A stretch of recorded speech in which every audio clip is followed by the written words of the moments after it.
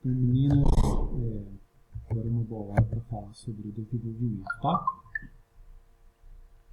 O desenvolvimento é a parte mais extensa do trabalho e pode ser organizado em seções e subseções. Neste item, um pesquisador, vocês, discorre sobre a fundamentação teórica, a metodológica e os resultados da discussão. Tendo em vista que na introdução vocês vão apenas dar uma visão geral do trabalho, e que essa visão geral tem que estar coerente com o restante do trabalho, com o desenvolvimento, essa parte do desenvolvimento vocês vão fazer o quê? Vocês vão ampliar o tema, tá? E a forma como essa ampliação ela pode aparecer é em seções e subseções. Olha só esse texto aqui, ó, essa amostra. A introdução está aqui em cima, né, que eu fiz aquela hora. Beleza? Isso aqui é uma seção, tá vendo? Tá? Essa é uma seção. Daí vem todos os parágrafos, que é uma página inteira, tá? 4 parágrafos. Aqui é só uma amostra, por isso que eu não continuei escrevendo. Agora, na parte do desenvolvimento, tá? É uma outra seção. A seção. Na introdução, não tem subseção, somente no desenvolvimento. Tá? Aqui, ó, subseções. Essas subseções é a parte, né? São as partes que vocês dividiram o trabalho aí, não sei como que vocês dividiram. Mas aqui você pode dividir por disciplina. Educação inclusiva, tá? Homem, cultura e sociedade, filosofia da educação e as demais disciplinas. Caso vocês não tenham separado o trabalho por disciplinas, vocês podem criar o título das sessões, dependendo do que vocês vão tratar. Só um detalhe que entre uma seção e uma subseção, tá? Entre esses dois tópicos aqui, olha, seção, subseção, tem que ter ao menos um parágrafo, tá? Aqui, olha, em primeiro lugar, deve-se observar que ao iniciar uma nova seção, não é correto apresentar uma subseção sem antes redigir ao menos um parágrafo explicativo sobre a seção primária. Dessa forma, seu trabalho tem tudo para dar certo. No meu caso aqui, o que eu faria nessa seçãozinha aqui, com um parágrafo só, 2 parágrafos? Eu faria o seguinte, eu olharia aqui para as orientações do trabalho, e a gente nota que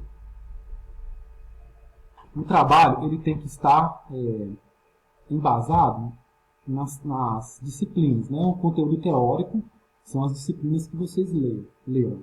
Só que aqui vocês sabem que tem uma situação problema, uma situação geradora de conhecimento. E essa situação problema, o que ela trata, que é no texto aqui, o que trata a situação problema? É a Amanda, que é uma professora, que tem uma filha cadeirante.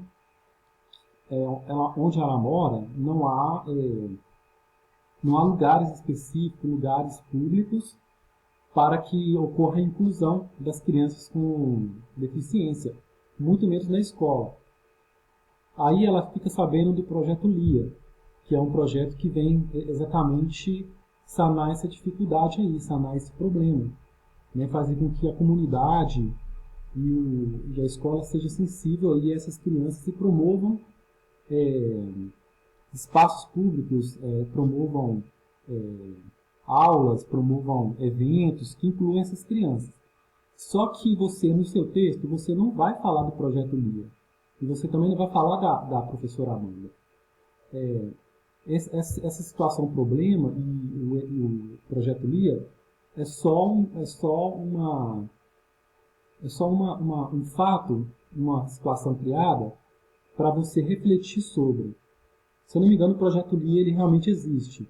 Só que você não vai falar sobre o projeto LIA no trabalho. Eu vi muita gente aí me perguntando se era para falar do projeto LIA. Não é para falar do projeto LIA.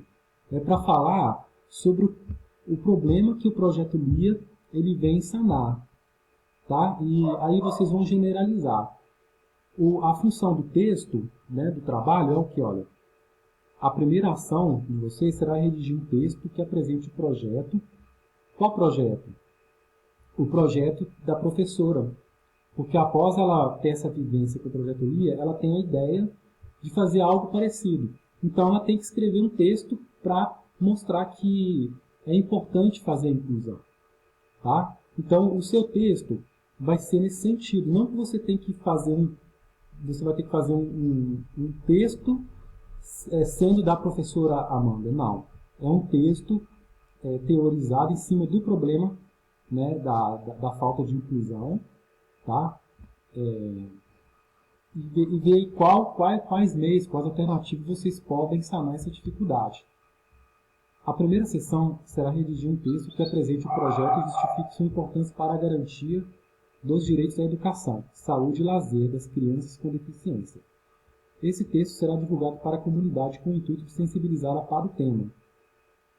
Então, esse texto aqui do projeto, vocês podem apresentar aqui, olha, para que haja, aqui vocês podem começar assim, ó, para que haja inclusão, tanto na escola como na sociedade, é necessário projetos, parará, pororô, pororô. Esses projetos precisam estar embasados cientificamente em disciplinas da área da pedagogia que estuda sobre o tema.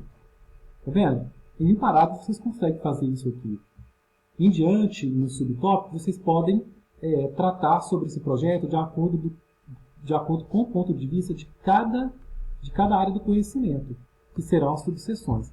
Sempre levando em conta o que? Isso aqui, olha, dada a situação, agora é a vez de vocês. Coloquem-se no lugar da Amanda, realizem a leitura e o estudo do material proposto, pesquisem outras referências e elaborem uma produção textual que represente o texto que será divulgado para a comunidade, a partir do tema lazer, aprendizagem, inclusão e acessibilidade de crianças com deficiência. Ou seja, vocês vão ter que fazer um texto tentando mostrar, conscientizar as pessoas da importância de promover o lazer, a aprendizagem, a inclusão, a acessibilidade de crianças com deficiência. E se vocês também quiserem já apresentar isso já na introdução, não tem problema. Mas eu acho interessante também apresentar aqui no desenvolvimento, tá? Falar sobre o projeto, porque na introdução você vai falar sobre o tema, a importância do tema, a importância do lazer, da aprendizagem, tá? O interessante é que vocês façam uma articulação aí bacana entre uma coisa e outra. Sempre taxativo na situação problema, tá bom, gente?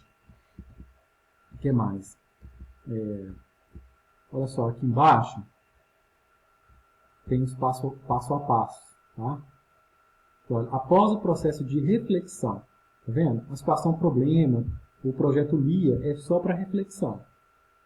Após o processo de reflexão, dê início à elaboração da produção textual, organizando-a com base nos seguintes critérios. Tá? As leituras dos textos motivadores tem que aparecer no texto. Tá? Olha, a produção textual, produção textual de no mínimo 4 e no máximo 8 laudas. A parte escrita, tirando capa, tirando a folha de rosto, tirando o sumário, e vai tirar também as referências, aí vai ficar só a parte escrita, com a introdução, desenvolvimento e conclusão. Tem que ter no mínimo 4 e no máximo 8 laudas. Tá, gente? Laudas aqui é páginas. Beleza? Vamos supor que, olha, é obrigatório ter uma página para a introdução. É necessário e é obrigatório ter uma página para a conclusão. Beleza, 2. Vai faltar 2. Olha só, vai ficar 2 páginas para o desenvolvimento, ficaria um texto muito pobre. Mas se você quiser fazê-lo, pode, só que sua nota será baixa. Tá? Agora, um texto com 8 laudas, olha para você ver a diferença. Né? A introdução, 1 página, a conclusão, 2 páginas. Ficariam quantas páginas aí para o desenvolvimento? Né? Olha a diferença aí de páginas. Ficariam aí 6 páginas para o desenvolvimento, que seria o ideal. Então, por isso que é importante ler os materiais, né? Refletir sobre as disciplinas, ler outros textos também, tá bom? A produção textual deverá conter introdução, desenvolvimento, conclusão e referências. Introdução, uma página, uma aula. Desenvolvimento pode ser dividido em tópicos, né, seções e subseções. E a conclusão são as considerações finais. Tá? Passo 3. Considere as questões abaixo e relacione com os materiais indicados. O texto do grupo não deve ser apresentado em forma de perguntas e respostas para as questões abaixo. Essas questões devem ser usadas para nortear a produção do texto. Aqui, tá vendo? O trabalho ele é todo de autoajuda, né? Ele é todo autoexplicativo. Olha só, transforma isso aqui numa pergunta. A escola deve garantir a inclusão e permanência dos alunos com deficiência, suprindo suas necessidades específicas, inclusive no espaço de lazer? Aí você precisa escrever responder não. Você vai escrever um texto dissertativo. E essa pergunta é só para nortear a sua reflexão. Então, assim, relate a importância das adaptações para a efetivação da inclusão social. Aí você vai ter os subterfúgios lá, a base dos textos de educação inclusiva. Tá? Dos objetos pedagógicos lá assistivos. Seria importante. E ler esse texto aqui, ó. Tá vendo lá que coloquei naquele diagrama? Olha o texto aqui, Estatuto da Pessoa com Deficiência.